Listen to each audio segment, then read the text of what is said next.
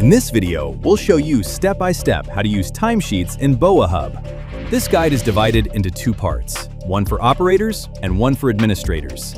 In part 1, we'll cover the timesheets workflow for operators and technicians, including how to record your workday from start to finish.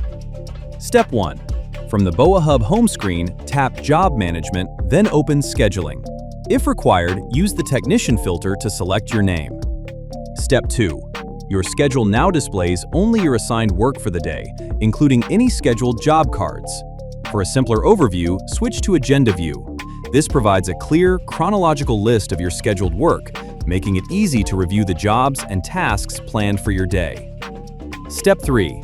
At the start of your shift, tap the play button to begin recording your working time. The overall time clock records your workday, while the job cards below show the work assigned to you. Step 4. As you work throughout the day, the overall time clock continues recording your hours. If you're completing work that isn't billed to a customer, create a non-billable task and record your time against it. All recorded time is automatically saved to your timesheet. Step 5.